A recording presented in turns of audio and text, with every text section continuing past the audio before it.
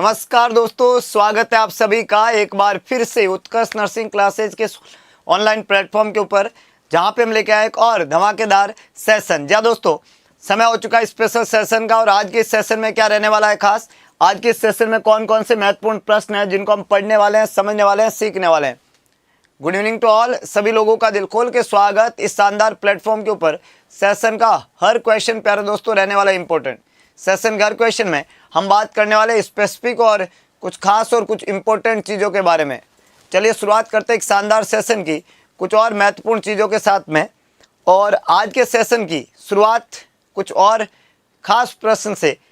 Good evening to all, सबसे पहला प्रश्न आपकी स्क्रीन पे ये रहा। सवाल को अच्छे से पढ़िएगा, ऑप्शन को अच्छे से पढ़िएगा, फिर अपना बेहतरीन जवाब देने की कोशिश करिएगा। सवाल आपसे क्या कह रहा है, during blood transfusion which of the following complication में अराइजेज। अगर आप किसी मरीज में ब्लड ट्रांसफ्यूजन करते हैं तो ब्लड ट्रांसफ्यूजन से कौन से कॉम्प्लिकेशन अराइजेज होते हैं। Allergic reaction, anaphylactic shock, productive cough और बोथ ए एंड बी। ये आपको यहाँ पे क्वेश्चन है पूछा है, ब्लड ट्रांसफ्यूजन किसी मरीज को कर रहे हैं, कौन सा कॉम्प्लिकेशन अराइज होने की संभावना रहती है ब्लड ट्रांसफ्यूजन की वजह से। थोड़ा अलग तरह का सवाल है, थोड़ा इंपॉर्टेंट सवाल है जो आप थोड़ा दिमाग लगा के दीजिएगा। मैं अगर ब्लड ट्रांसफ्यूजन की बात करूं और उसके दौरान होने वाले कॉम्प्लिकेशन की बात करूं तो याद रखना, जब भी किसी मरीज में बीटी दिया जाता है, ब्लड ट्रांसफ्यूजन दिया जाता है, ब्लड ट्रांसफ्यूजन की वजह से किसी मरीज में कॉम्प्लिकेशन होने की रिस्क पैदा होती है। तो ब्लड ट्रांसफ्यूजन की वजह से होने वाले कॉम्प्लिकेशंस के अंदर एलर्जिक रिएक्शन एक सबसे कॉमन प्रॉब्लम है और एनाफाइलेटिक शॉक दूसरी कॉमन प्रॉब्लम है। अगर आपने किसी मरीज को ब्लड ट्रांसफ्यूजन दिया और मान लो मरीज में एक बूंद ब्लड जाता है तो आपकी बॉडी उस ब्लड को लेके रिएक्ट करता है, और बॉडी अगर उस ब्लड को लेके रिएक्ट करता है, इस रिएक्शन को हम एलर्जिक रिएक्शन के नाम से जानते हैं। और उस रिएक्शन की वजह से मरीज अगर शॉक में चला जाता है तो इस शॉक को हम एनाफाइलेटिक शॉक के नाम से जानते हैं। तो ब्लड ट्रांसफ्यूजन की वजह से होने वाली रिएक्शन एलर्जिक रिएक्शन है और उससे मरीज शॉक में चला जाता है, जाने वाले शॉक को हम एनाफाइलेटिक शॉक कहते हैं। तो एलर्जिक रिएक्शन और एनाफाइलेटिक शॉक दो जो है वो कॉमन अकरेंस है जो अराइज होती है ब्लड ट्रांसफ्यूजन की वजह से। एलर्जिक रिएक्शन और एनाफाइलेटिक शॉक जो है दो कॉमन अकरेंस है जो अराइज होती है ब्लड ट्रांसफ्यूजन के करने की वजह से। तो ये दोनों बातें ए एंड बी जो है वो यहाँ पे करेक्ट रहेगी, बाकी सभी बातें गलत है। सभी मतलब प्रोडक्टिव कॉप का यहाँ पे कोई संबंध नहीं है कि नहीं है। तो आपको यहाँ पे करेक्ट आंसर क्या देना है, ए एंड बी, मतलब डी यहाँ पे करेक्ट आंसर है। समझ में आई, आसान है। चलिए अगला प्रश्न आपकी स्क्रीन पे एक और नया प्रश्न। हर सवाल बहुत इंपॉर्टेंट है, तो सवाल को अच्छे से देख के समझ के फिर जवाब लिखना है और सभी को जवाब लिखना है। वंदना सिंह, मोहिनी पटेल, मनीषा, एकता, पिंकी, रेनू, नेहा, सुनीता, मोनिका, सुशीला, विभा, अहाना, वंदना, गीता, क्या बात है भाई, रवि, सीमा, नीतू और पल्लवी, अक्षय। स्वागत है सभी लोगों का, जवाब सभी को लिखना है। अगला प्रश्न कह रहा है side effect of Haemophilus influenza vaccine is. बड़ा अच्छा सवाल है। आपने एक बच्चे को Haemophilus influenza type B vaccine लगाया, इसको हम हिब वैक्सीन कहते हैं, हिब वैक्सीन के नाम से जानते हैं। तो जब आप किसी मरीज में हिब वैक्सीन देते हैं, Haemophilus influenza type B vaccine देते हैं, तो हिब वैक्सीन वाले मरीज में कॉमन साइड इफेक्ट क्या रहते हैं। पहला यहाँ पे ऑप्शन में दिया हुआ है लिथार्जी, दूसरा दिया हुआ है अर्टिकेरिया, तीसरा है लो ग्रेड फीवर और चौथा है generalize rash. What is the common side effect that occur in a client with Hib vaccine, haemophilus influenza type B vaccine.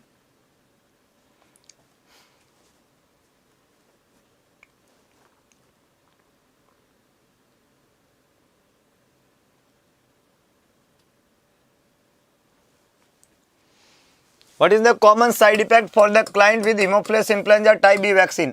Common side effect क्या है। याद देखो, जब आप हिब वैक्सीन किसी मरीज को देते हैं तो हिब वैक्सीन की वजह से मरीज में होने वाला जो साइड इफेक्ट है, अगर किसी मरीज को हिब वैक्सीन दिया और मरीज लिथार्जी हो रहा है, मरीज में अर्टिकेरिया हो रहा है या मरीज में जनरलाइज रैश हो रहा है, ये कॉमन साइड इफेक्ट नहीं है, ये एलर्जिक रिएक्शन है। किसी मरीज में अर्टिकेरिया का होना मरीज में एनाफाइलेटिक रिएक्शन का होना, जनरलाइज रैश का होना या मरीज का डल हो जाना, ये एडवर्स रिएक्शन है उस वैक्सीन के। एनाफाइलेटिक रिएक्शंस है, ये अबनॉर्मल रिएक्शंस है। लेकिन वैक्सीन लगाने से फीवर आना साइड इफेक्ट है।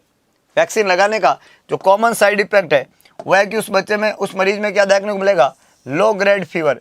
तो लो ग्रेड फीवर जो है साइड इफेक्ट के अंदर कॉमन साइड इफेक्ट है लो ग्रेड फीवर। वैक्सीन लगाने का जो कॉमन साइड इफेक्ट है वह है लो ग्रेड फीवर। हल्का बुखार जो है ये वैक्सीन का कॉमन साइड इफेक्ट है। और लिथार्जी, अर्टिकेरिया और जनरलाइज रैश जो है वो रेयर और बहुत ही डेंजरस साइड इफेक्ट है। तो यहाँ पे करेक्ट आंसर सी बनेगा। ए, बी और डी तीनों ही गलत स्टेटमेंट है। वैक्सीन का कॉमन साइड इफेक्ट आपको यहाँ पे पूछा था। Low grade fever is a common side effect of Haemophilus influenza vaccine. अच्छा एक बात बताओ, ये वैक्सीन क्यों दिया जाता है, व्हाई इट इज गिवन? अगर हीमोफिलस इन्फ्लुएंजा वैक्सीन दिया जा रहा है तो देने के पीछे पर्पज क्या है? What is the reason to give the Haemophilus influenza vaccine? क्या बता सकते हो? जल्दी बताओ, व्हाट इज द पर्पज, क्यों दिया जा रहा है? मेनिंजाइटिस को प्रिवेंट करने के लिए। मेनिंजाइटिस का एक कारण है haemophilus influenza vaccine, Hib vaccine, and उसको प्रिवेंट करने के लिए हम ये वैक्सीन देते हैं। तो मेनिंजाइटिस को प्रिवेंट करने का तरीका है ये वैक्सीन, बहुत इंपॉर्टेंट है। इन्फ्लुएंजा नहीं, ये Haemophilus influenza type B vaccine है, हिब वैक्सीन। पेंटावेलेंट का पार्ट है, ये ध्यान रखना। जबकि पेंटावेलेंट में इन्फ्लुएंजा वैक्सीन नहीं आता है। कल हमने आपको पेंटावेलेंट पढ़ाया था ना, तो मैंने आपको बताया था डीपीटी, हेपेटाइटिस बी वैक्सीन और हिब वैक्सीन, ये कल ही हमने पढ़ा था। 3 और 2 5 है ना, ये पेंटावेलेंट ही तो है। मेनिंजाइटिस को रोकना है। अगला लिखा हुआ है कौन सा सिम्टम है जो एस्पिरिन की टॉक्सिसिटी होने पे आप जो है एज ए नर्स सबसे पहले चेक करेंगे? कौन सा ऐसा सिम्टम है जो एस्पिरिन की टॉक्सिसिटी होने पे आप सबसे पहले चेक करेंगे?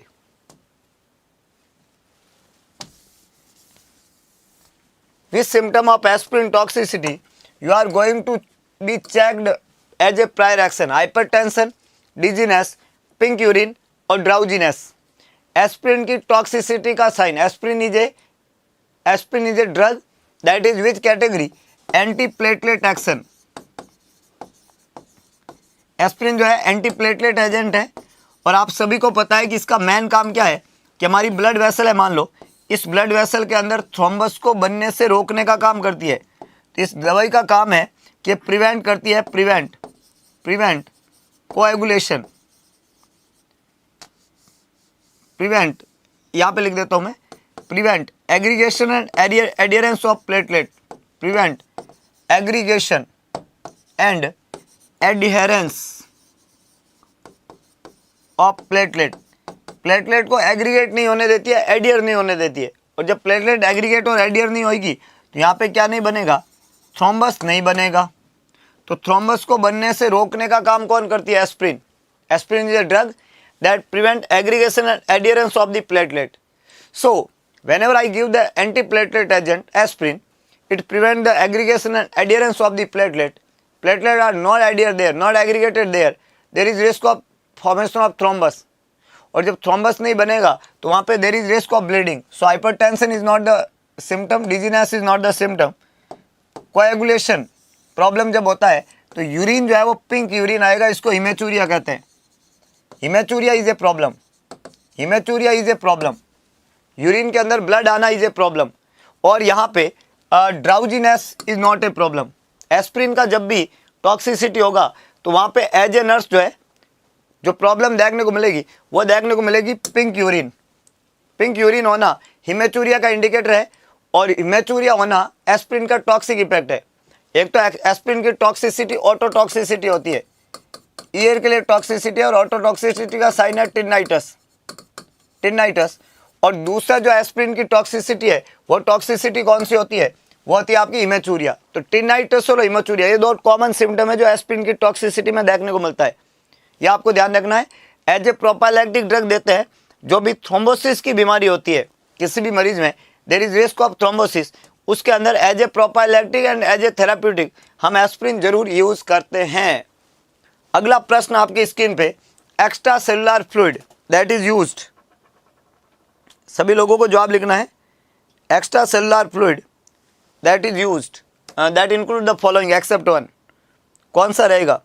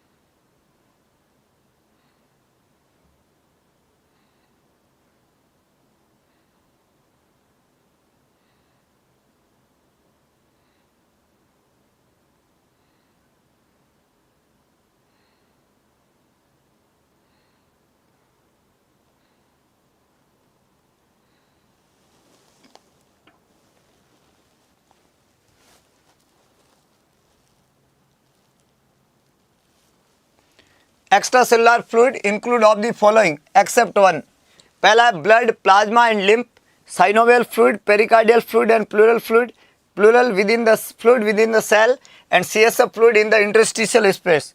मैंने यहाँ पे आपको पूछा कि एक्स्ट्रा सेलुलर फ्लूइड, सेल के बाहर और सेल के अंदर दो जगह फ्लूइड होता है ह्यूमन बॉडी में।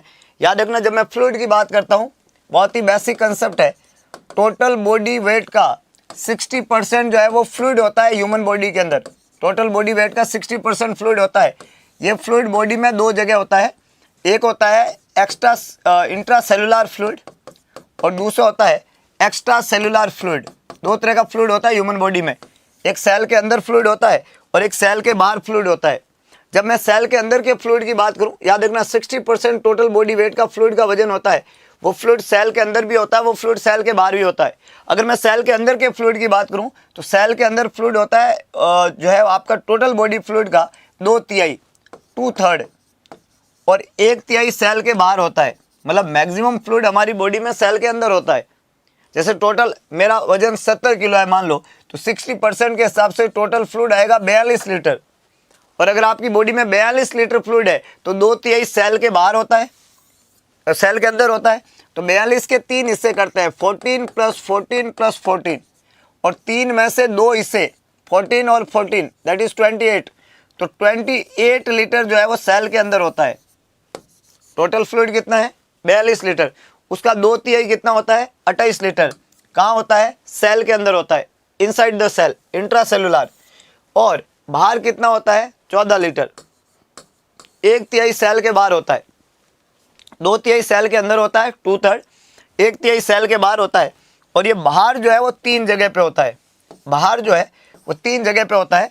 एक होता है इंट्रावेस्कुलर फ्लूइड, एक होता है इंटरस्टिशियल फ्लूइड और एक होता है थर्ड स्पेस। सेल के बाहर 3 जगह होगी, एक जगह होगी इंट्रावेस्कुलर फ्लूइड, एक होगा इंटरस्टिशियल फ्लूइड और एक होगा थर्ड स्पेस। सेल के बाहर 3 जगह, इंट्रावेस्कुलर फ्लूइड, इंटरस्टिशियल फ्लूइड और थर्ड स्पेस। अगर मैं सेल के बाहर मतलब इंट्रावेस्कुलर एरिया की मैं बात करूं, सेल के बाहर मतलब इंट्रावेस्कुलर फ्लूइड की बात करूं, तो इंट्रावेस्कुलर ब्लड वेसल के अंदर होगा इंटरस्टिशियल, और ये सबसे ज़्यादा इंटरस्टिशियल है 9 लीटर। 3.25 लीटर के आसपास का होगा ब्लड वेसल के अंदर होगा, और 1.25 लीटर के आसपास क्या होगा? थर्ड स्पेस पे पाया जाएगा। अब मैं इन 3 स्पेस की बात करूं, अगर इन 3 स्पेस की बात करूं, एक है इंटरस्टिशियल 9 लीटर, एक है इंट्रावेस्कुलर फ्लूइड 3.75 लीटर, एक है थर्ड स्पेस 1.25 लीटर। तो जब मैं 3 की बात करूं, जो एक्स्ट्रा सेलुलर फ्लूइड है, पहला है इंट्रा सेलुलर फ्लूइड जो है 28 लीटर, एक्स्ट्रा सेलुलर फ्लूइड है 14 लीटर, और 14 लीटर को मैंने डिस्ट्रीब्यूट किया तो सेल इंटरस्टिशियल स्पेस में, इंट्रावेस्कुलर स्पेस में और थर्ड स्पेस में मैंने डिवाइड किया। ये बॉडी का टोटल फ्लूइड है। तो याद रखो, सेल के बाहर के फ्लूइड को पूछा है, एक्स्ट्रा सेलुलर फ्लूइड को, तो पहला लिखा है ब्लड, प्लाज्मा एंड लिम्फ, तो सभी एक्स्ट्रा सेलुलर ही है। Synovial fluid, pericardial and pleural, ये भी एक्स्ट्रा सेलुलर ही है क्योंकि सेल के बाहर होता है। थर्ड स्पेस इसी को बोला मैंने। ये जो है ये तो होता है इंट्रावेस्कुलर, ये हो गया आपका थर्ड स्पेस, ये भी सब एक्स्ट्रा सेलुलर है, थर्ड स्पेस। और ये जो CSF है, इंटरस्टिशियल फ्लूइड है, ये भी एक्स्ट्रा सेलुलर फ्लूइड ही है। तो फ्लूइड जो सेल के अंदर है उसको क्या नाम देते हैं? इंट्रासेलुलर। तो सेल के अंदर का फ्लूइड सेल के अंदर है, बाकी सारे फ्लूइड सेल के बाहर है। और जिन्होंने अगरबत्ती लगाई है उसका सही होगा, जिन्होंने नहीं लगाई है उसका गलत होने की रिस्क है। तो एक बार पूरे जुनून के साथ में लिस्ट खुल चुकी है मेरे सामने, किन्होंने लगाई किन्होंने नहीं लगाई है। तो जितने बच्चों ने अभी तक नहीं लगाई है, मेरे नाम बोलने से पहले स्पीड से लगा दो, 2 मिनट का वक्त देता हूं। चलो सभी लोग स्पीड के साथ में, अगरबत्ती का मतलब समझते हो? हाँ, प्रेस द लाइक बटन। आप कहोगे सर इससे क्या होता है? मैं कहूँगा इससे विश्वास पैदा होगा। वो कहता है ना, नन्ही चींटी जब दाना लेकर चलती है, चढ़ती दीवारों पर 100 बार फिसलती है, मन का विश्वास रगों में साहस भरता है। चढ़कर गिरना और गिरकर चढ़ना कभी नहीं करता, आखिर उसकी मेहनत बेकार नहीं होती, कोशिश करने वाले की कभी हार नहीं होती।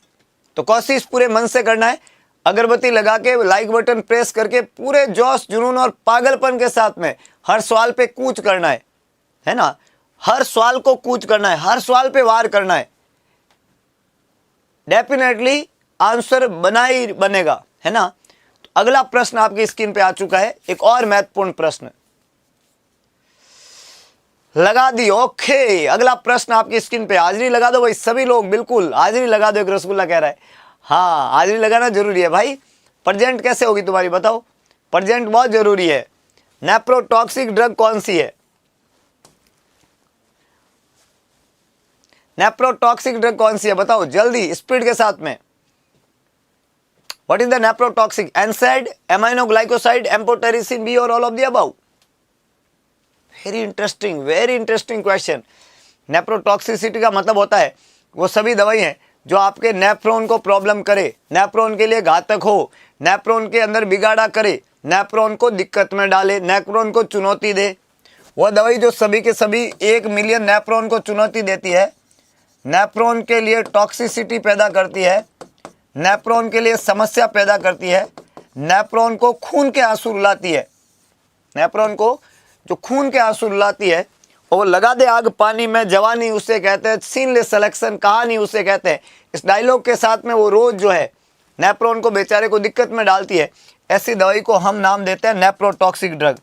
और मेरे प्यारे दोस्तों, जब मैं किसी नेप्रोटॉक्सिक ड्रग की बात करूंगा जो नेफ्रॉन के लिए टॉक्सिसिटी करता है, ऐसी दवाई की बात करूंगा, तो उसमें एक दवाई आएगी आपकी एनसेड, non steroidal anti inflammatory drug, एक आएगी आपकी एमाइनोग्लाइकोसाइड, एक आएगी आपकी एम्फोटेरिसिन बी।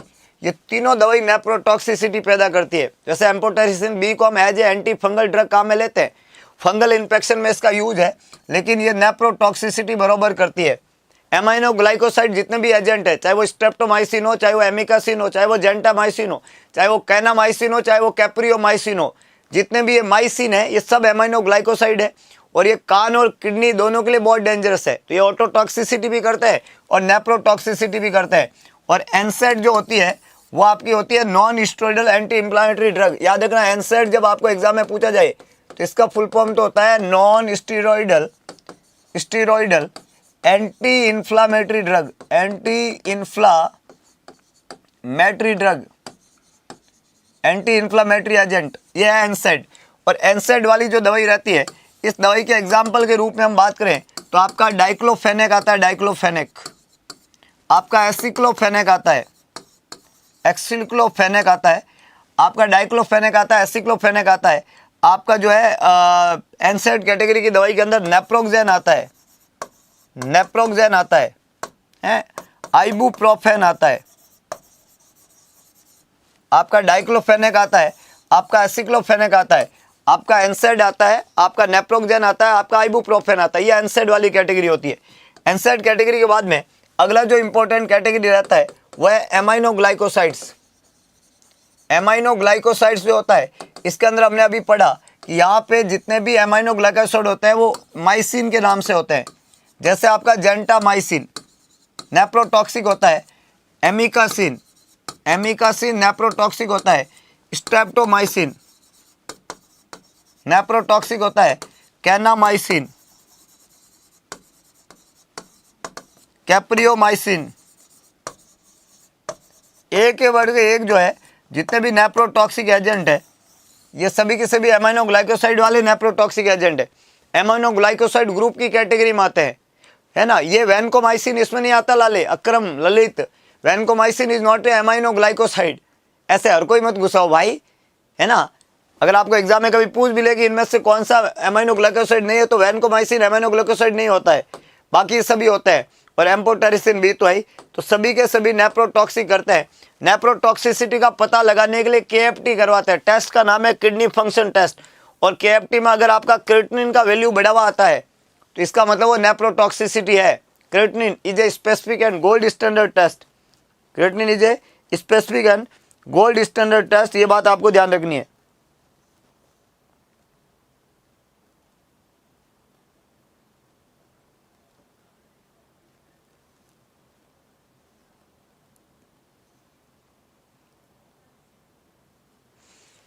क्लियर इतनी बातें। In emergency room nurse is assessing a 25-year-old male who has been using opioids.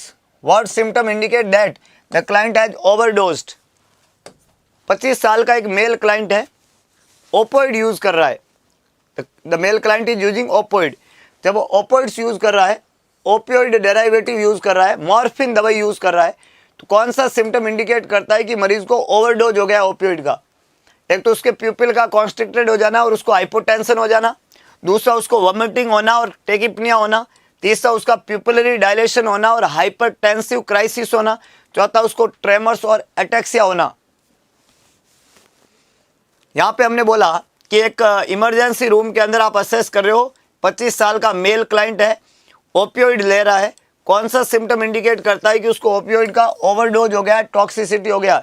मैंने बोला जब भी ओपियोइड का ओवरडोज हो आपको सैक्रम को याद कर लेना है। क्या याद कर देना है? सैक्रम को याद कर लेना है, जो ओपियोइड का टॉक्सिसिटी इंडिकेट करता है, toxicity of opioids.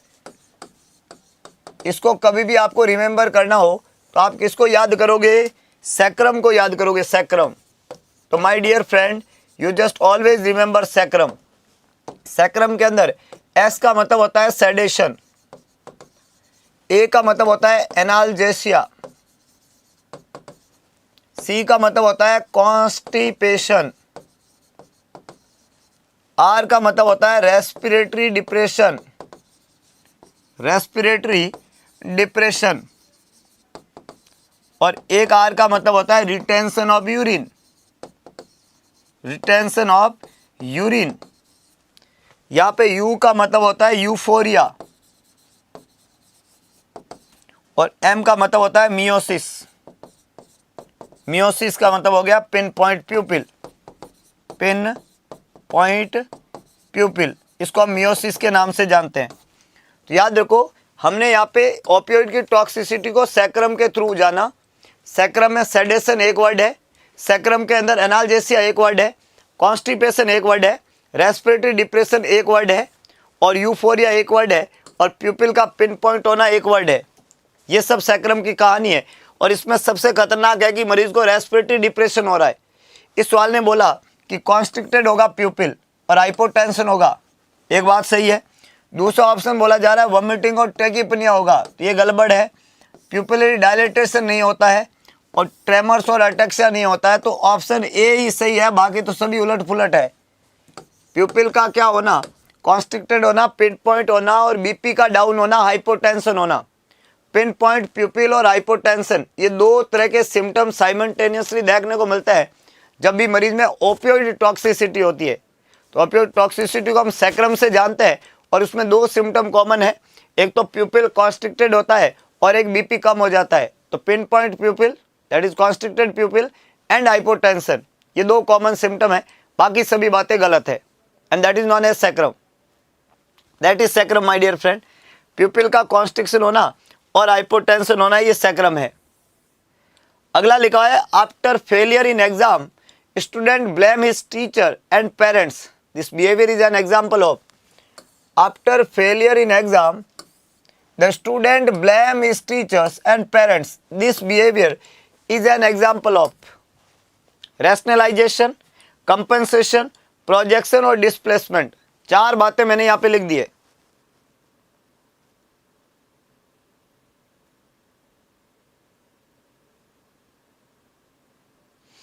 Press the like button, क्या बात है। एक रसगुल्ला तो कमेंट ही लगाता लाइक बटन को प्रेस करने की। भाई इतनी विश्वास के साथ में अगर आप आगे बढ़ेंगे तो कहानी आपकी क्लियर हो जाएगी लाइफ में। तो विश्वासित मन के साथ में रहे और जिंदगी थोड़ी सफल होगी, ये बात तय है कि नहीं है।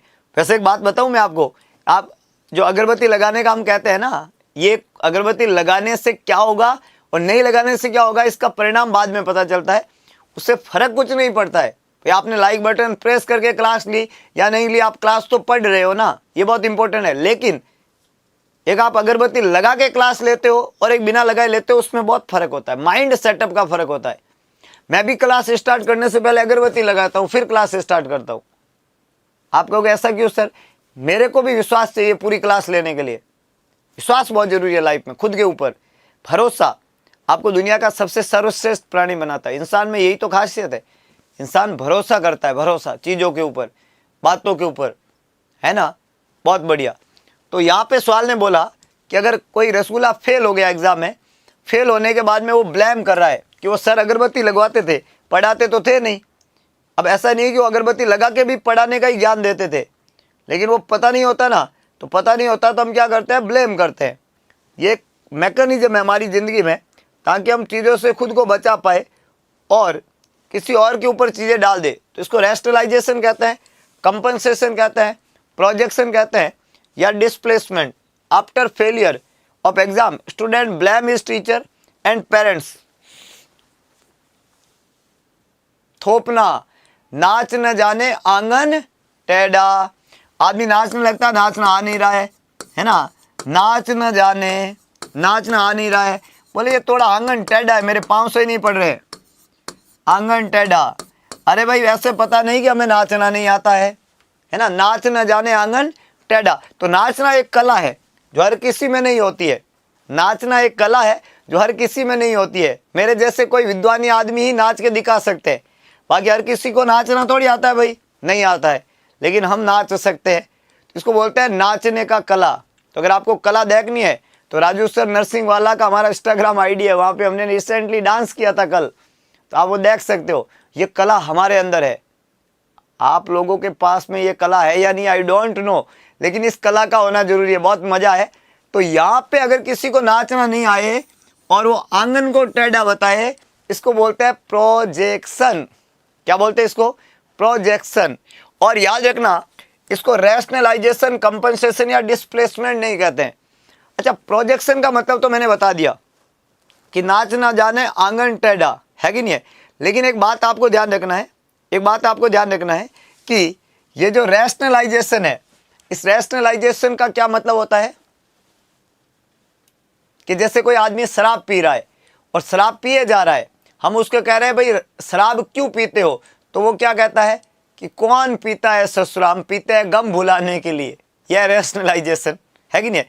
तो ये रैशनलाइजेशन है, शराब पीने का कंसेप्ट जो है वो रैशनलाइजेशन है। और ये कंपनसेशन जो होता है ना, कंपनसेशन, किसी एक चीज़ में अगर फेलियर होता है तो हम कोई दूसरी चीज़ करके, जैसे होता है ना, एक आदमी है वो मान लो पढ़ाई में अच्छा नहीं कर पाया, तो क्रिकेट में वो उस भरपाई को पूरा कर लेता है। जैसे सचिन तेंदुलकर है, 10वीं में फेल हो गए, तो फेल हो गए, उन्होंने इतना अच्छा क्रिकेट खेला कि वो उसके अंदर नाम कमा गए। तो इसको हम बोलते हैं कंपनसेशन। किसी एक चीज़ में फ्लॉप होने पे दूसरे चीज़ में बहुत अच्छा कर जाना, है कि नहीं, इसको बोलते हैं कंपनसेशन। समझ आई बात को। और एक यहाँ पे होता है डिस्प्लेसमेंट। डिस्प्लेसमेंट मतलब ऑफिस का गुस्सा घर में निकाल देना। ऑफिस का गुस्सा घर में क्या, कि मान लो कोई इंडिविजुअल है और वो मान लो ऑफिस गया और वहाँ पे जो है बॉस ने उसको खूब सुनाया। तो बॉस को तो कुछ बोले नहीं, बोले तो गड़बड़ हो जाए, तो वो चुपचाप वहाँ से घर आ गया। घर आया तो जो है आके बोला कि भाई साहब, बच्चा आया, छोटा बच्चा, बड़ा बच्चा दौड़ के आया, पिताजी टॉफी चाहिए, 5 स्टार चाहिए। अब पिताजी के अंदर मामला काफ़ी गंभीर हो रखा था, तो उन्होंने बच्चे को एक 5 स्टार इस गाल पे, एक 2 5 स्टार दे दिया हाथों हाथ। तो ये जो 2 5 स्टार चिपकाई गाल के ऊपर, ये क्या है, ये है आपका डिस्प्लेसमेंट। वो जो गुस्सा है ऑफिस वाला वो बच्चे पे उतर गया। अब बड़े बच्चे को चिपकाई तो वो भागा अंदर गया, उसको भी गुस्सा आ रहा है। अब किसको चिपकाए, तो उसका छोटा भाई है, उसको चिपका दिया दोनों गालों के ऊपर, ये लो 2 5 स्टार, ट्रांसप्लांट हाथों हाथ, है ना, ये डिस्प्लेसमेंट है। अब छोटा वाला बच्चा भी अब रो रहा है, वो किस पे निकाले, उससे छोटा तो घर पे कोई है ही नहीं, भागा बाहर गया और बाहर जाके जो है कुत्ता बैठा था, बड़ा सा लट उठाया और दे हमारे दमादम कुत्ते को 2-4 दिए। ये डिस्प्लेसमेंट उसने कुत्ते पे किया। कुत्ता वहां से भागा, क्या करूं, किसको काटूं किसको काटूं। तो एक आदमी अटैची लेके ऑफिस से आ रहा था, कुत्ता जाके उसको पीछे से काट गया। ये डिस्प्लेसमेंट। और कुत्ते ने जिसको काटा वो वही ऑफिस का मालिक था जिसने सुबह उसको डांटा। कर्म फल भोगने पड़ते हैं, कर्म फल भोगने पड़ते हैं। जो करोगे वो फल के रूप में मिलेगा। भगवान रामचंद्र जो है ना, अयोध्या के राजकुमार, वो कह के गए थे, है ना, कर्म ही फल है, कर्मण्येवाधिकारस्ते मा फलेषु कदाचन। तो कर्म अच्छे करो, फल भी अच्छा होगा, नहीं तो कहानी गड़बड़ हो जाएगी। तो ये डिस्प्लेसमेंट की कहानी थी। कंपनसेशन का बात किया हमने, रेशनलाइजेशन का बात किया। यहाँ पे ये जो दिया हुआ है वो कौन है, वह प्रोजेक्शन। प्रोजेक्शन जो है इसका मतलब क्या होता है, नाच न जाने आंगन टेढ़ा। आदमी को नाचना तो आता नहीं है, लेकिन वो क्या कहता है कि ये आंगन थोड़ा तिरछा है। बाकी तो भाई साहब हम माइकल जैक्सन है, अभी एकदम बढ़िया फ्लोर पे फ्लोर तोड़ डांस कर सकते हैं। अगला प्रश्न, एक और महत्वपूर्ण प्रश्न आपकी स्क्रीन पे लग चुका है, बहुत ही बढ़िया। बताओ क्या आंसर होना चाहिए। सवाल ने क्या बोला, हाँ बॉस की लंका नहीं लगी, श्रीलंका लग गई उसकी, तो है कि नहीं है, लेकिन जो भी लगी उसकी जबरदस्त लगी। Enlargement of thyroid gland occurs in, thyroid gland का एनलार्जमेंट कहाँ होता है, बताओ। Where the thyroid gland are enlarge, किस में होती है, हाइपोथायरॉयडिज्म में, हाइपरथायरॉयडिज्म में, ट्यूमर ऑफ थायराइड ग्लैंड, या ऑल ऑफ द अबव। देखते हैं कितने रसगुल्ले इस सवाल का जवाब दे पाते हैं। और याद रखना, हर ऑल ऑफ द अबव जवाब नहीं होता है, हर ऑल ऑफ द अबव जवाब नहीं होता है। अगर आपका विश्वास ऑल ऑफ द अबव पर टिका हुआ है तो आप गलत डायरेक्शन में है। अपनी डायरेक्शन को बदलो, ऑल ऑफ द अबव वाला गियर चेंज करो, क्योंकि हर ऑल ऑफ द अबव जवाब नहीं होता है, लेकिन हर ऑल ऑफ द अबव जवाब गलत भी तो नहीं होता है। यहाँ पे जवाब यही है। अगर किसी में हाइपोथायरॉयडिज्म है, थायराइड हार्मोन की वहाँ पे डेफिशिएंसी है, इसको बोलते हैं गोइटर, एक बीमारी होती है goitre, hypothyroidism, enlargement of thyroid gland, iodine deficiency, तो हाइपोथायरॉयडिज्म होता है। तो गोइटर में भी तो थायराइड ग्लैंड एनलार्ज होती है। दूसरा होता है हाइपरथायरॉयडिज्म, ग्रेव्स डिजीज। किसी को ग्रेव्स डिजीज है, जिसको हम एक और नाम से जानते हैं थायराइडाइटिस, क्या बोलते हैं हम उसको, थायराइडाइटिस। तो इसमें भी तो थायराइड ग्लैंड का एनलार्जमेंट होता है। तो enlargement of thyroid gland occur in Graves disease, hyperthyroidism, enlargement occur in goitre, hypothyroidism. तो गोइटर दैट इज हाइपोथायरॉयडिज्म और Graves disease that is hyperthyroidism. और अगर थायराइड ग्लैंड का ट्यूमर हो जाए तो दैट इज हाइपरथायरॉयडिज्म। तो हाइपरथायरॉयडिज्म में यहाँ पे ग्रेव्स डिजीज होती है, ये होता है, ये होता है, तो तीनों ही होता है। हम यहाँ पे जवाब क्या लिखेंगे, ऑल ऑफ द अबव। प्यारे दोस्तों क्या जवाब होगा, ऑल ऑफ द अबव। ये आपको यहाँ पे ध्यान रखना है कि नहीं है, ऑल ऑफ द अबव। तो correct answer all of the above है, बाकी सभी बातें गलत है। अगला प्रश्न, सर तो बहुत डरते हैं, किससे डरते हैं भाई, हैं इस दुनिया में सबसे इंपॉर्टेंट बात क्या है, क्या इंपॉर्टेंट बात है पता है, कि डरना नहीं, ये सबसे इंपॉर्टेंट है किसी से भी, है ना। सबसे बड़ा डर होता है मौत, सर मौत से भी नहीं डरते। और जो मौत से भी नहीं डरे उसको किसका डर है बताओ।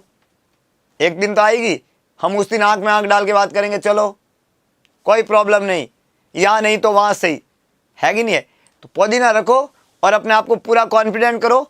अगला प्रश्न है, विच ऑफ द फॉलोइंग, याद रखना, which of the following not a sign of dehydration, कौन सा डिहाइड्रेशन का साइन नहीं है, बता दो लालो। What is the basic concept, यहाँ पे आपने सवाल पूछा है कि कौन सा नहीं है साइन डिहाइड्रेशन का, dry skin, increase skin turgor, hypotension और डिक्रीज यूरिन आउटपुट। मजा आएगा आपको, जवाब सभी को लिखना है। कुछ बच्चों ने जवाब नहीं लिखे, भाई जवाब लिखो स्पीड के साथ में, और आंकड़ा बिल्कुल नया चाहिए। अगर आपको लग रहा है कि आपके लिए वाकई में अलग तरीके की मेहनत यहाँ पे चल रही है, कुछ बेहतरीन और कुछ मतलब बिल्कुल एक्स्ट्रा ऑर्डिनरी काम हुआ जा रहा है, तो बिल्कुल बनता है, बिल्कुल बनता है, पूरा उत्साह के साथ में जवाब बनता है।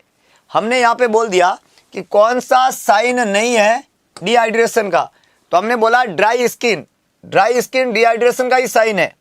याद रखना, स्किन अगर ड्राई हो गई है डिहाइड्रेशन का ही साइन है, बीपी अगर कम हो गया डिहाइड्रेशन का ही साइन है, यूरिन आउटपुट अगर कम हो गया डिहाइड्रेशन का ही साइन है। लेकिन कौन सा साइन नहीं है? तो स्किन की टर्गर का इंक्रीज होना डिहाइड्रेशन का साइन नहीं है। डिहाइड्रेशन के साइन में स्किन की टर्गर इंक्रीज नहीं होती है, स्किन की टर्गर लूज होती है, स्किन टर्गर लूज होती है, स्किन टर्गर, ये डिहाइड्रेशन का साइन है। होती है ना, ऐसा आप स्किन को पकड़ो तो ये टाइट नहीं रहती है, लूज हो जाती है, बिल्कुल सलवटें पड़ने लग जाती है। तो जब स्किन की टर्गर लूज हो जाती है तो वो डिहाइड्रेशन का साइन है। स्किन का टर्गर का बढ़ना डिहाइड्रेशन का साइन नहीं है। तो यहाँ पे यही पूछा है कौन सा साइन नहीं है? बीपी कम होना, ड्राई स्किन और decrease urine output. Skin turgor increase नहीं होती है, डिक्रीज स्किन टर्गर हो जाती है। दोनों बातें समझ में आई? कुछ बच्चे कंफ्यूज है, कुछ बच्चे कंफ्यूज है। हाँ, टर्गर लॉस हो जाती है, वो टर्गर लॉस होना डिक्रीज होना कहते हैं। लॉस होने को इंक्रीज होना नहीं कहते कि मेरे 5 रुपए का लॉस हो गया, मेरे 5 रुपए इंक्रीज हो गए, इंक्रीज हो गया डिक्रीज हुए, है कि नहीं? यूपी पीएससी में आया था नहीं, आएगा। आया था तो बढ़िया, नहीं आया तो आएगा। नहीं है कहाँ जाएंगे? सवाल यही से आएंगे। आप चाहे जाओ कहीं, सवाल पाओगे वही, यही तो यही से मामला बनेगा, है कि नहीं?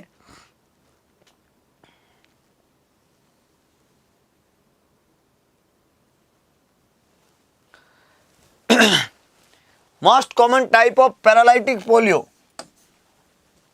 Paralytic polio, most common type of paralytic polio, most common cause of paralytic polio, polio 1, polio 2, polio 3 और पोलियो वायरस 4।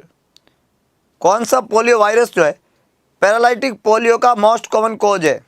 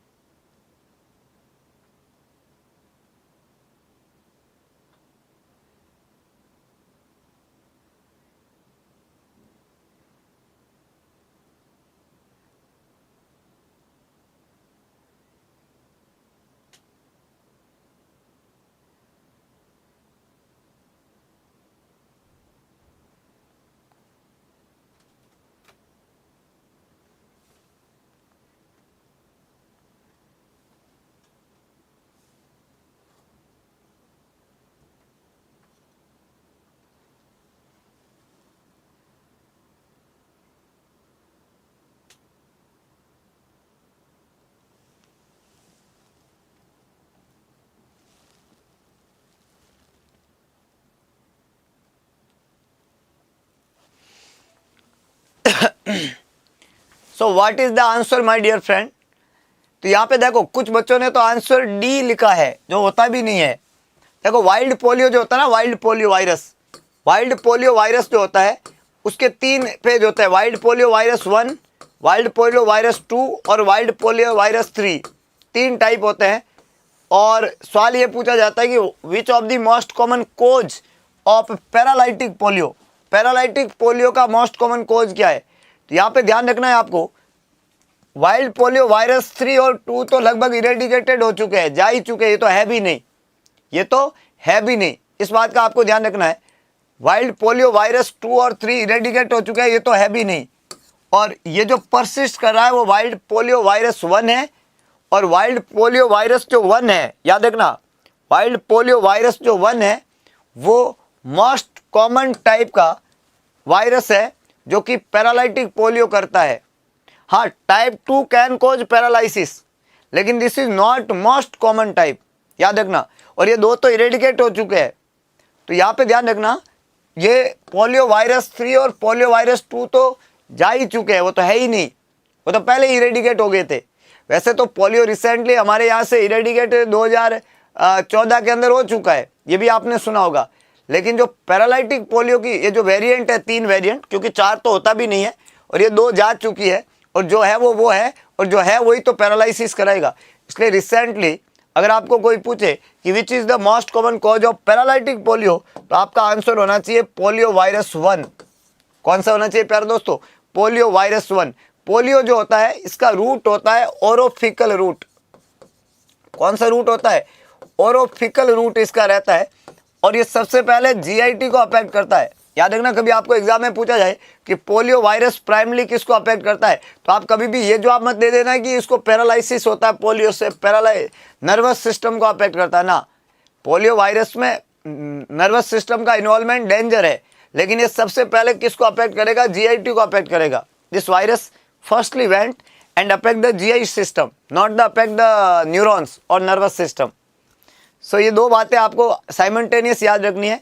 मेरा यहाँ पे करेक्ट आंसर क्या बनेगा, वो बनेगा A, that is polio virus type 1। कौन सा होगा, पोलियो वायरस टाइप 1। ये आपको सबसे पहले याद रखना है, बाकी सभी बातें यहाँ पे है गलत। अगला प्रश्न, इस सवाल ने बोला है which of the following agent causes discolouration of teeth if taken with milk. कौन सा एजेंट जो है, कौन सा एजेंट जो है, ध्यान रखना, कौन सा एजेंट जो है वो कॉज करता है डिसकलरेशन ऑफ टीथ अगर इसको दूध के साथ में लिया जाए तो। चाहे दूध के साथ में ले, दही के साथ में ले, जो टीथ का डिसकलरेशन करेगा वो डिसकलरेशन ही करेगा। टेट्रासाइक्लिन, पेनिसिलिन, मेट्रोनिडाजोल और सिप्रोफ्लोक्सासिन, इनमें से कौन सा एजेंट है जिसको दूध के साथ में ले तो टीथ का डिसकलरेशन करता है। वैसे टीथ का डिसकलरेशन करने वाली एक ही दवाई है और इस दवाई का नाम हमने क्या बोला, टेट्रासाइक्लिन। याद रखना, टीथ डिसकलरेशन करने वाला एजेंट इसमें से कौन सा है, तो होता है आपका टेट्रासाइक्लिन। कौन सा होता है, टेट्रासाइक्लिन। पेनिसिलिन नहीं है, मेट्रोनिडाजोल और सिप्रोफ्लोक्सासिन नहीं है। मेट्रोनिडाजोल और सिप्रोफ्लोक्सासिन जो है एंटी एमीबिक एजेंट है। ये एंटी पैरासाइट जो प्रोटोजोअल इन्फेक्शन होता है ना, प्रोटोजोअल और बैक्टीरियल। वैसे मेट्रोनिडाजोल ज़्यादातर प्रोटोजोअल में काम में लेते हैं and bacterial infection of GIT, bacterial infection of GIT.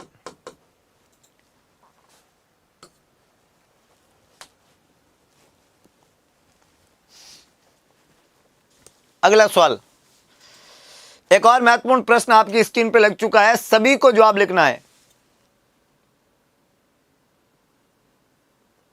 जवाब सभी को लिखना भाई, स्पीड के साथ में। कुछ बच्चे काफी शांत है, शांत नहीं रहना, शांति पसंद नहीं है ऐसी क्लास में। ये तो धमाकेदार क्लास होनी चाहिए आपकी लाइफ की, लाइफ चेंजिंग क्लास बनने वाली है ये आपकी जिंदगी में। बहुत कुछ नई बातें आप सीख के जाएंगे अभी यहाँ से। हाँ, इस सवाल ने बोला कि पोल बनर टेस्ट जो होता है, पोल बनर टेस्ट किसके डायग्नोसिस में यूज करते हैं, Paul Bunnell test, infectious mononucleosis, rheumatoid arthritis,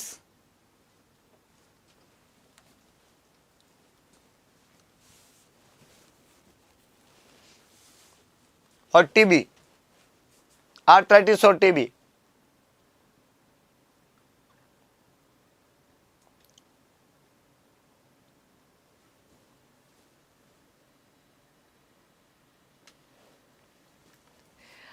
सभी लोगों को जवाब लिखना है। देखो एक कॉमन सी बात है, अगर मैं पॉन बनर टेस्ट की बात करूं तो टीबी का तो है नहीं है, क्योंकि टीबी में तो करता है मॉन्टॉक्स टेस्ट।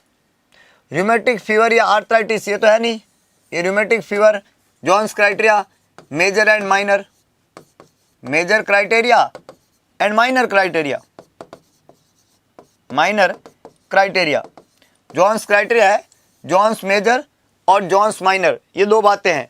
तो यहाँ पे पोल बनर टेस्ट जो है ये होगा इन्फेक्शियस मोनोन्यूक्लियोसिस, ए यहाँ पे करेक्ट आंसर है। इन्फेक्शियस मोनोन्यूक्लियोसिस की बीमारी का नाम है और इस बीमारी को डायग्नोस करने का जो टेस्ट होता है इसको हम नाम देते हैं पोल बनर टेस्ट। सो पोल बनर टेस्ट किस में करते हैं, तो जवाब है इसका इन्फेक्शियस मोनोन्यूक्लियोसिस, ए यहाँ पे करेक्ट आंसर है, बाकी सभी बातें गलत है। रूमेटिक फीवर जिसका पॉजिटिव एजेंट होता है group A beta haemolytic streptococcal bacteria, कौन सा होता है, group A beta haemolytic streptococcal bacteria. ये बैक्टीरिया जाके रूमेटिक फीवर करता है। इसकी हिस्ट्री होती है, हिस्ट्री इसकी रहेगी पहले, और ये करेगा क्या, सोर थ्रोट। ये बैक्टीरिया करता क्या है, ये बैक्टीरिया करता है सोर थ्रोट, और जब ये बैक्टीरिया सोर थ्रोट करता है तो आगे जाके इसी बैक्टीरिया से क्या होता है, रूमेटिक फीवर आता है, रूमेटिक फीवर। और इसके अंदर जॉन्स के क्राइटेरिया रहते हैं, जॉन्स मेजर और जॉन्स माइनर। इससे आता है जॉन्स क्राइटेरिया। और जॉन्स क्राइटेरिया में एक क्राइटेरिया आता है मेजर और एक क्राइटेरिया आता है माइनर। एक हम बोलते हैं जॉन्स मेजर क्राइटेरिया, एक बोलते हैं जॉन्स माइनर क्राइटेरिया। जॉन्स के मेजर क्राइटेरिया में क्या क्या आते हैं? कार्डाइटिस, आर्थराइटिस, सबक्यूटेनियस नोड्यूल, एरिथ्मा मार्जिनेटम और एरिथ्मा मार्जिनेटम और कोरिया। और जॉन्स माइनर क्राइटेरिया में क्या आते हैं? Fever, arthralgia, elevated ESR, prolong PR interval. ये सब मेजर और माइनर क्राइटेरिया के पार्ट है। तो जॉन्स क्राइटेरिया, रूमेटिक फीवर, ये सभी बातें आपको साइमल्टेनियस याद रखनी है। पॉल बनर टेस्ट किस में करते हैं? इन्फेक्शियस मोनोन्यूक्लियोसिस में करते हैं। इस बात का आपको ध्यान रखना है। किसिंग डिजीज, क्या बात है, छा गया रसगुल्ला। अगला प्रश्न,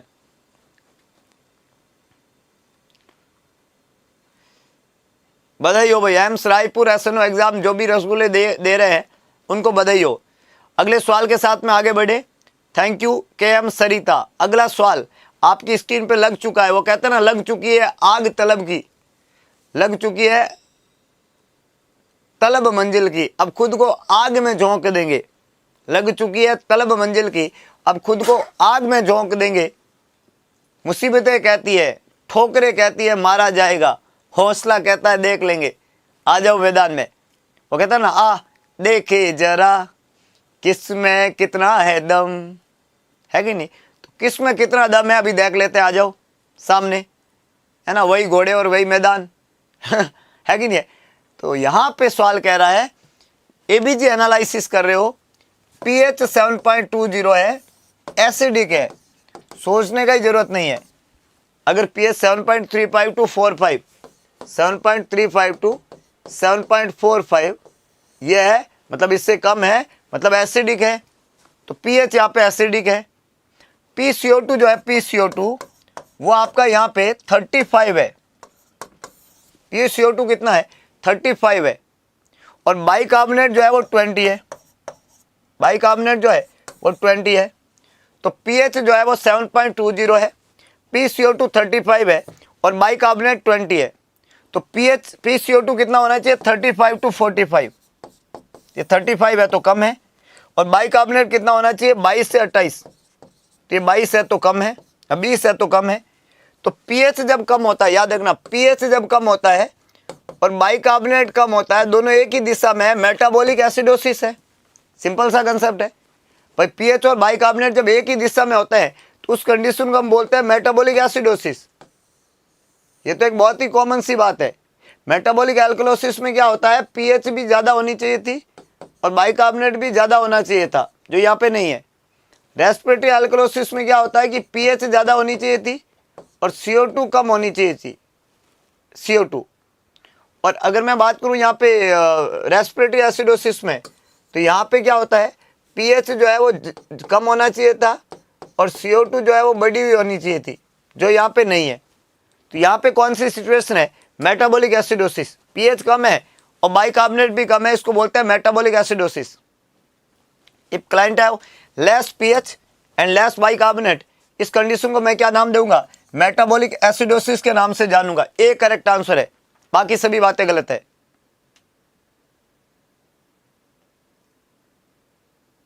कंडीशन मेटाबॉलिक एसिडोसिस ही होगा।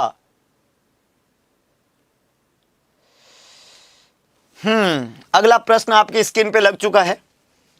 विच drug is use in inflammatory disease of the आई?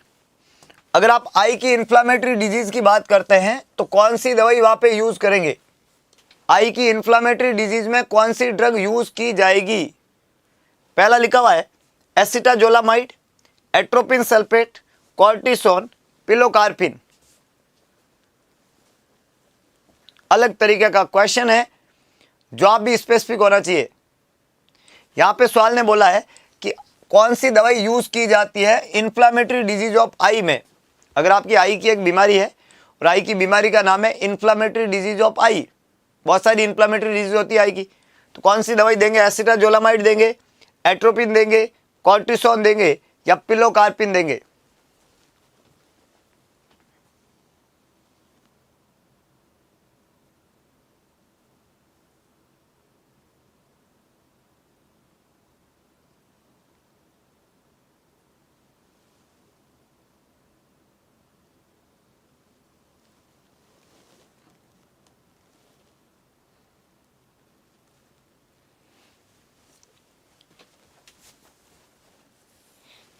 बताओ जल्दी बताओ।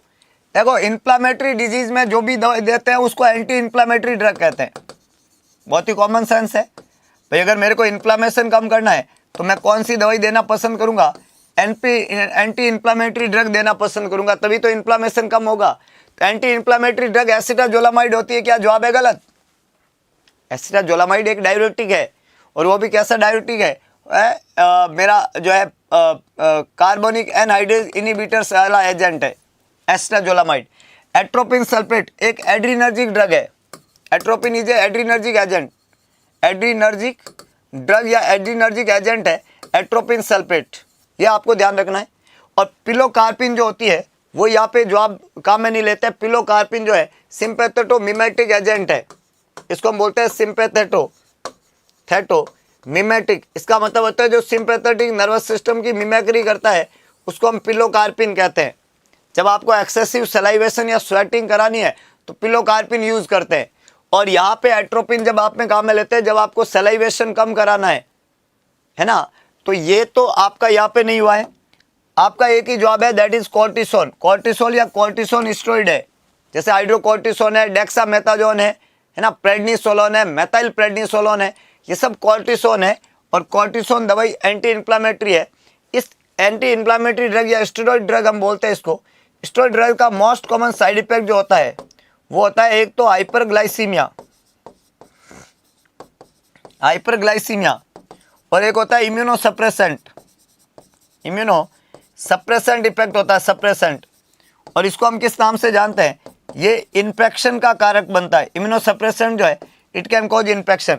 तो जो साइड इफेक्ट है मोस्ट कॉमन वो आपका होता है एक तो हाइपरग्लाइसीमिया, और दूसरा क्या होता है? Immunosuppressant can cause infection. तो there is more risk of infection and there is hyperglycaemia. दो कॉमन साइड इफेक्ट है स्टेरॉइड दवाई के। तो जिस भी मरीज को आप स्टेरॉइड दवाई देते हो वहाँ पे आपको इम्यूनोसप्रेसेंट और हाइपरग्लाइसीमिया दो बातों का साइमल्टेनियस याद रखना पड़ेगा, ध्यान रखना पड़ेगा। अगला सवाल आपकी स्क्रीन पे लग चुका है, और ये सवाल कह रहा है प्रोफाउंड एमआर किसको बोलते हैं? प्रोफाउंड मेंटल रिटार्डेशन किसको बोलते हैं? जवाब लिखो रसगुल्लो सभी को, स्पीड के साथ में अगरबत्ती लगा के, जोश नया और बिल्कुल अलग दिखना चाहिए, और आंकड़ा बिल्कुल नया होना चाहिए। किसी ने कहा कि लगा दे आग पानी में जवानी उसे कहते हैं। लाइन बड़ी सुंदर है, लगा दे आग पानी में जवानी उसे कहते हैं। और जो सीनलेस सिलेक्शन एग्जाम की खोपड़ी के बीचों बीच छेद करके कहानी उसे कहते हैं। लिख दो अपने इस पंजे से अपनी ही कहानी और दिखा दो इस किस्मत को कि मेरा हौसला तुमसे कई गुना ज्यादा बड़ा है। मेहनत दुनिया का सबसे बड़ा साथी होना चाहिए आपका। बड़ी से बड़ी मंजिल आपकी पाँव में आके गिरेगी, मेहनत में वो दम दिखना चाहिए। Mental IQ, profound mental retarded लोगों ने भी इस दुनिया में बहुत कुछ नाम कमाया। मेंटल रिटार्डेशन या आईक्यू जो है, इस आईक्यू का फॉर्मूला जो है वो बिनेट ने दिया था। उन्होंने कहा कि मेंटल एज को जब आप क्रोनोलॉजिकल एज से डिवाइड करते हो, प्यारे दोस्तों, जब आप मेंटल एज को क्रोनोलॉजिकल एज से डिवाइड करते हो और उसको 100 से मल्टीप्लाई करते हो तो ये आईक्यू वहाँ पे आता है। मानसिक उम्र जो आपकी मानसिक उम्र वो आपकी क्रोनोलॉजिकल एज से हमेशा डिवाइड होती है। और इस मानसिक उम्र को क्रोनोलॉजिकल एज से डिवाइड कैसे करते हैं इसकी अगर मैं बात करूं और इससे कैसे यहाँ पे निकालते हैं, तो मान लो किसी आदमी की उम्र 10 साल है और मानसिक उम्र भी 10 साल है और मैं उसको 100 से मल्टीप्लाई कर दूं, है ना। आदमी की उम्र भी 10 साल है, मानसिक उम्र भी 10 साल है। अगर हम 100 से मल्टीप्लाई करते हैं तो कितनी उम्र आती है? 100 आईक्यू आता है, आईक्यू आता है 100, है कि नहीं है। एमआर किसको बोलते हैं? तो नॉर्मल आईक्यू जो रहता है उसकी एक स्केल है कि अगर आपका आईक्यू 90 से लेके 110 के बीच में है तब उसको नॉर्मल आईक्यू मानते हैं। अब आपका आईक्यू हो सकता है कि 70 और 90 के बीच में हो, तब आप उसको बॉर्डर लाइन कहते हो। क्या कहते हो? Border line. कौन सी लाइन? Border line.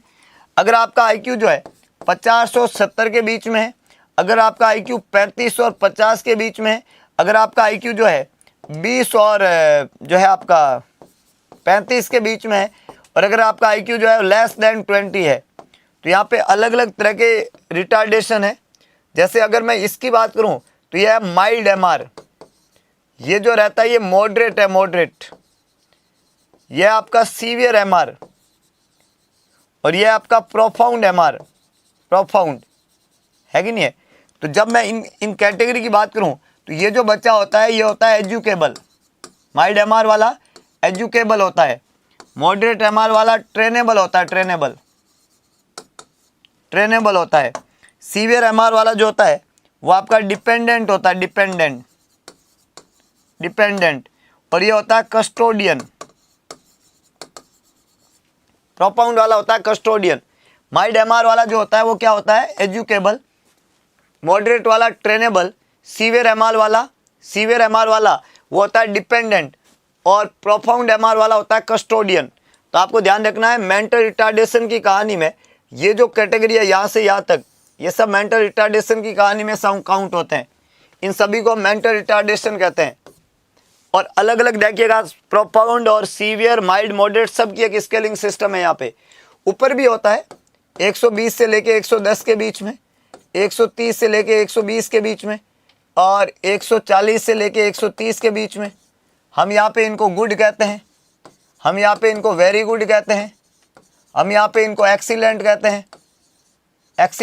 हैं, और 140 से ऊपर को हम जीनियस कहते हैं।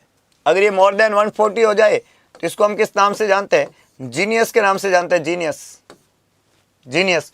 तो ये अलग अलग तरीका यहाँ पे रहता है। तो हम यहाँ पे अलग तरह की बातें अगर करें तो प्रोफाउंड मेंटली रिटार्ड जो होता है, प्रोफाउंड एमआर, वो कौन सा होगा आपके हिसाब से? अब जब आपको पूरी स्केल पता है तो क्या आप प्रोफाउंड एमआर को निकाल के दे दोगे बाहर? निकालो इनमें से, किसको कहोगे प्रोफाउंड? 35 से 49, 50 से 70, 20 से 35 या बिलो 20? बताओ जल्दी, स्पीड के साथ में। क्या बात है, सीवियर नहीं, डिप्रेशन कहाँ आ गया भाई? क्या सीवियर डिप्रेशन नहीं पढ़ा रहे हम? मेंटल रिटार्डेशन बिलो 20 को प्रोफाउंड कस्टोडियन कहते हैं। इनको कस्टोडियन बांध के रखना पड़ता है। कस्टोडियन को क्या करके रखना पड़ता है? बांध के रखना पड़ता है। इनकी कहानी काफी गंभीर हो जाती है। हाँ, मोर देन 120 जीनियस है। जैसे पार्ले जी में जी आता है ना, वहां पे जी का मतलब जीनियस है, वैसे ये भी जीनियस होता है। अगला सवाल आपकी स्क्रीन पे लग चुका है, जो आप सभी को लिखना है। सवाल आपके सामने है और सवाल आपसे क्या कह रहा है कि एक pulse oximeter give what type of information about the client. Pulse oximeter मरीज के बारे में कौन सी इंफॉर्मेशन आपको देता है? पहली इंफॉर्मेशन है amount of carbon dioxide in the blood, amount of oxygen in the blood, percentage of haemoglobin carrying oxygen and respiratory rate. Pulse oximeter आपको कौन सी रीडिंग देता है ब्लड में? आपने पल्स ऑक्सीमीटर यूज किया ब्लड में, तो पल्स ऑक्सीमीटर ने आपको कौन सी रीडिंग दी? पहला है amount of carbon dioxide, amount of oxygen, amount of haemoglobin carrying oxygen और रेस्पिरेटरी रेट।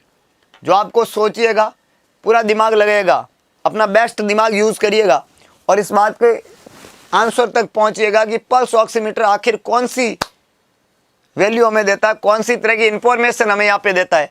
आई होप आप सही जवाब तक पहुंच जाएंगे और आपको सही जवाब मिल भी जाएगा और इसको कमेंट बॉक्स में आप लिख भी दोगे। कल सुबह की क्लास ठीक 8 बजे है। कितने बजे है? ठीक 8 बजे है सुबह, ठीक 8 बजे। कितने रसगुल्ले आ रहे हैं मेरे से मिलने? और कल शाम की क्लास 4:15 की जगह 6:30 होगी। तो सुबह की क्लास कितने बजे होगी? ठीक 8 बजे। और मैं तो आ रहा हूँ ठीक 8 बजे। क्या आप लोग आ रहे हैं? जो आप लिखो कितने लोग आ रहे हैं? ठीक 8 बजे। और शाम की क्लास होगी ठीक 6:30 बजे। ये कल की अपडेट है। कल शाम की क्लास होगी 6:30 बजे, सुबह की क्लास होगी ठीक 8 बजे और मैं आ रहा हूँ। आप लोग आ रहे हैं ना?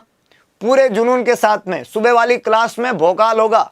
कल 8 बजे बहुत ही ज़बरदस्त क्लास होगी, अद्भुत क्लास होगी, भूतों न भविष्यते वाली क्लास होगी। ज़िंदगी में आपकी सबसे शानदार, जानदार और रंगारंग क्लास होने वाली है। तो आप सभी लोग आ रहे हैं कि नहीं आ रहे हैं देखिएगा और बहुत उत्साहित मन के साथ में जुड़िएगा, तभी आप सफलता के शिखर तक पहुंच जाएंगे। आज के सेशन को मैं यहीं पे विराम दूंगा। जाने से पहले एक बहुत ही जबरदस्त लाइन किसी ने बड़ा खूब कहा है कि ईश्वर का दिया कभी अल्प नहीं होता, जो टूट जाए वो संकल्प नहीं होता। हार को लक्ष्य से दूर ही रखना मेरे दोस्त, क्योंकि जीत का कोई विकल्प नहीं होता। और सौगंध महादेव की, हम पैदा हुए हैं जीतने के लिए। संकल्प सिर्फ एक है, जब तक तोड़ेंगे नहीं तब तक छोड़ेंगे नहीं। तो मिलते हैं दोबारा एक नए सेशन के साथ में कल सुबह ठीक 8 बजे। इंतजार रहेगा, दिल खोल के जुड़िएगा। तब तक के लिए जय हिंद, जय भारत, जय महाकाल।